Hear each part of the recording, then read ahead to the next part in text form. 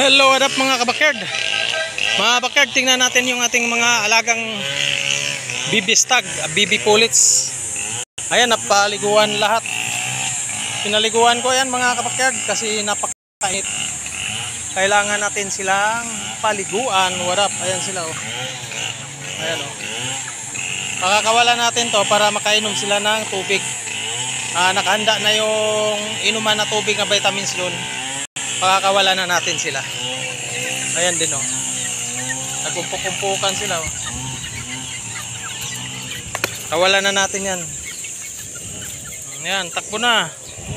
Yan, pupunta na yan doon sa ano. Pupunta na yan sila doon sa painuman ng tubig. Ayan. Pati ito. Pakawalan na rin natin to. Ayan, ayan. Aba. Kanya-kanyang takbuhan na. Ayan. Kanya-kanyang takbuhan na sila. Yung maliliit, andyan pa yan oh. Sinali ko na yun, pinaliguan ko rin. Diyan muna sila para matuyo talaga. Ayun. Dito na sila mga kabakyard. Nakahanda na yung inuman ng tubig. Vitamins yan.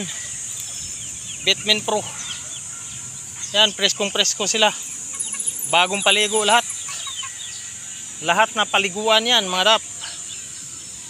Ayan. Presko-presko yan sila mga kabakyard.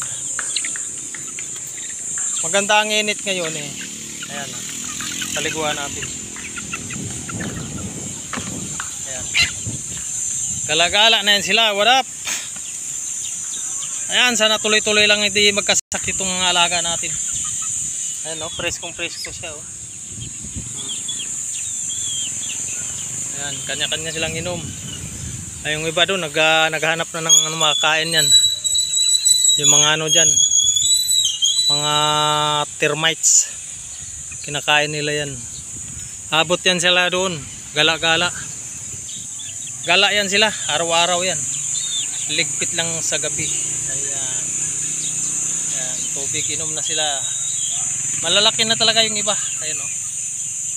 Talagang pwede na naitali. Pero may maluwag naman kanilang alagaan, bantayan ko lang, pagalain lang natin. What up?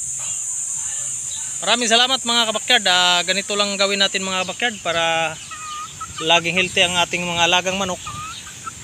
Pag ano, ganito init masyado, kahit sa 2 bisis sa isang kinsinas, yan ang pinapaliguan ko sila 2 bisis. Pati maliliit nga doon no, 5 piraso. Ayun no, sinama ko na sa ligo. So tingnan mo ang ganda ng ano nila, ganda ng kilos. What up? Maraming salamat mga kabakyard. Thank you for watching. Sa mga nakasubscribe, sa hindi pa nakasubscribe sa aking channel, please subscribe at share sa maliit kong channel. Maraming salamat. God bless po. Bye bye.